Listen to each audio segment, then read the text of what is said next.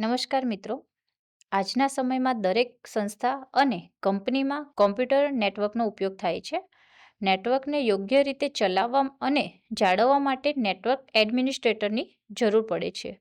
તે સંસ્થાના computer, server અને ઇન્ટરનેટ નેટવર્કને સંભાળે છે.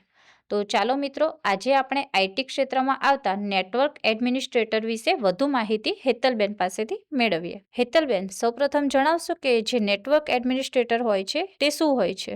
નેટવર્ક એડમિનિસ્ટ્રેટર કંપનીમાં કોમ્પ્યુટર નેટવર્કના સોફ્ટવેર અને હાર્ડવેર એમ બંને પાસાઓનું સંચાલન કરે છે. તે તકનીકી રીતે નેટવર્કની દેખરેખ અને જાળવણી માટે જવાબદાર છે. ટૂંકમાં કહું તો નેટવર્ક એડમિનિસ્ટ્રેટર એ એવો આઈટી નિષ્ણાત છે જે કોમ્પ્યુટર નેટવર્કને સ્થાપિત, સંચાલિત અને સુરક્ષિત રાખે છે. જી, તો હેતલબેન, જે નેટવર્ક એડમિનિસ્ટ્રેટર હોય છે તેમની કામગીરી શું હોય છે ને તે ક્યાં કામ કરે છે? તેમની કામગીરીની વાત કરું તો કોમ્પ્યુટર નેટવર્ક સ્થાપિત કરવું, સર્વર અને નેટવર્ક કનેક્શન મેનેજ કરવું, નેટવર્કની સમસ્યાઓ શોધવી અને સુધારવી, ડેટાની સુરક્ષા સુધારવી, સિસ્ટમ અપડેટ અને મેન્ટેનન્સ કરવું. અને તેઓ ક્યાં કામ કરે છે તેની વાત કરું તો નેટવર્ક એડમિનિસ્ટ્રેટર મુખ્યત્વે ઓફિસમાં કામ કરે છે.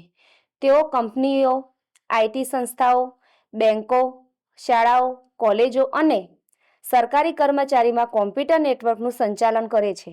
જરૂર પડે તો ત્યારે તેઓ સર્વર રૂમમાં અથવા રિમોટથી લઈને પણ કામ કરે છે. જી, હેતલબેન, જે નેટવર્ક એડમિનિસ્ટ્રેટર હોય છે તે બનવા માટે જરૂરી વ્યક્તિગત ગુણો કેવા હોવા જોઈએ?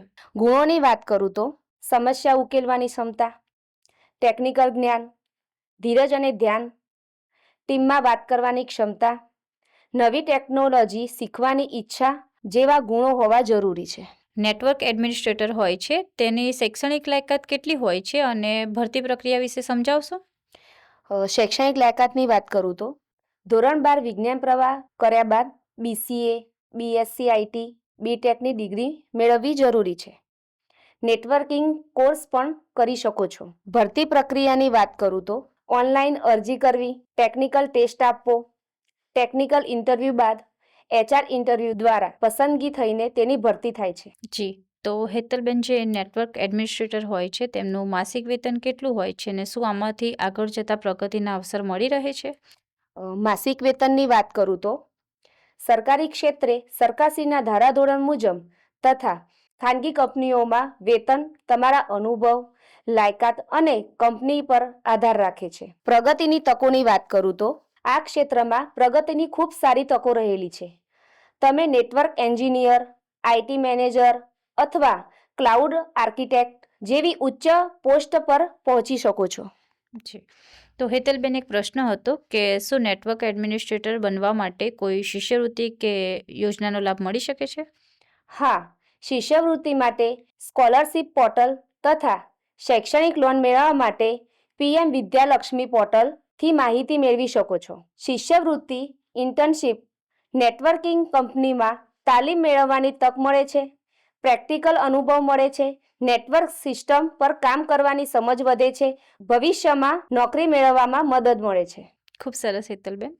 તો મિત્રો, આ સંદર્ભે ક્યાં અભ્યાસ કરવાનો થઈ શકે છે તેમાં સફળ થયેલા વ્યક્તિઓની સાફલ્ય ગાથા તથા કેરિયર કાર્ડની લિંક અને આ હોદ્દાની વધુ માહિતી આપ આ વિડીયોના ડિસ્ક્રિપ્શન બોક્સમાંથી મેળવી શકો છો.